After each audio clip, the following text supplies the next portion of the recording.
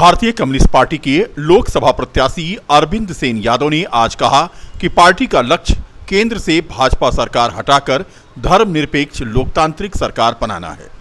Party Faizabad Lok Sabha चुनाव जीतकर दिल्ली में इंडिया गठबंधन की सरकार बनाएगी। उन्होंने आरोप लगाया कि मौजूदा सरकार ने देश को सभी मोर्चों पर नाकाम किया है।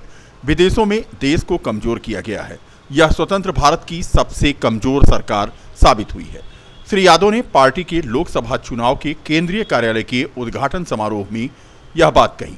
शहादतगंज अयोध्या बाईपास पर आरटीओ कार्यालय के समीप खोले गए कार्यालय के दौरान कार्यक्रम की अध्यक्षता पार्टी के जिला सचिव अशोक कुमार तिवारी तथा संचालन सूर्यकांत पांडे ने किया। ये आज जहां आपको उपस्थित है कौशलपुरी कॉलोनी के सामने हाईवे पर हमारे केंद्रीय कार्यालय का उद्घाटन हुआ है। यहीं से हमारी सारी चीज़ें संचालित होंगी और जिन मुद्दों को लेकर के मैं चुनाव मैदान में आया हूँ वो गरीबी को लेकर के, विकास को लेकर के, चिकित्सा को लेकर के, शिक्षा को लेकर के और जो धार्मिक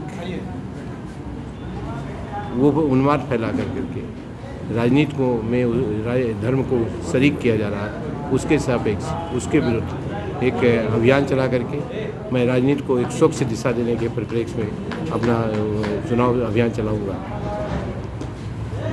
माननीय बाबूजी का इतिहास रहा है और उनका इतिहास और उनकी कीर्ति की शुरुआत इसी कम्युनिस्ट पार्टी से हुई थी। 1977 में वो पहली बार विधायक चुने गए थे। उसके बाद वो लगातार 1977 से लेकर 1993 तक कम्युनिस्ट पार्टी से ही विधायक और सांसद होते रहे।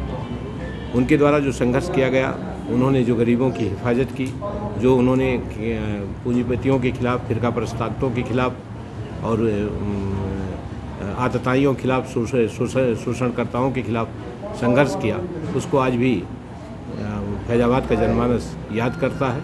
और जब भी कोई बड़ी घटना घटती है तो लोगों को बाबू मित्र सेन याद आते हैं। ऐसी दशा में उनके संघर्षों को पुनर्जीवित करने के लिए उनकी ही विरासत को, उनकी ही थाती को, उनकी ही संघर्षों को लेकर के याद करते हुए और उन्हीं के आदर्शों के तले उन्हीं का अनुगमन करते हुए मैं राजनीति करूंगा और बाबूजी के आदर्शों को बलवित पुरस्कृत करूंगा। मैं भारतीय कम्युनिस्ट पार्टी से लड़ रहा हूँ। मुझे अरविंद सेन के रूप में जानते हैं लोग। मैं बाबूजी का बड़ा बेटा हूँ।